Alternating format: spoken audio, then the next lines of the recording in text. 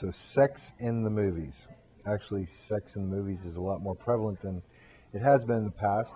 And many movie makers will tell you that sex doesn't really add anything to the movies to actually see it, because your mind is what really plays with what's going on. In fact, if you take movies, classics like Casablanca and so forth, there is no sex scenes, there's no nudity, but you get the idea of what's going on.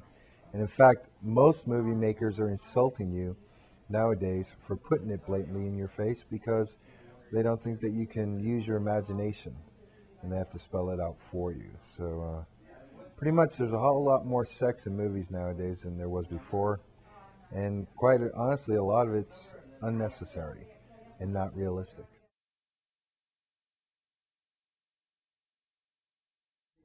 In some cases, filmmakers have become totally lazy. I mean, things are looking the same all the time. Typical rap video, the cars bumping, the women barely have anything on and shaking it. And I mean, that's the same old thing. I mean, I would personally like to see some creativity. And, I mean, we all know in the industry, sex sells, but we don't necessarily have to hit people over the head with it. And when you get hit over the head with it, you become desensitized. You think it's normal, and in reality, it's not. I mean, not everybody wants to see that on TV, and a lot of us would rather use our own imagination than have someone tell us what it's supposed to look like. The hardest part in dealing with media is that a lot of people think it's just entertainment, but it's not just entertainment. Everybody has a message, everybody has a sell, everybody has some kind of agenda that they're pushing toward you. And most people don't understand that. They sit there and they just let things come in, and they take it all in as harmless. But in reality, it's formulating thoughts in your minds of how you believe and what you think about.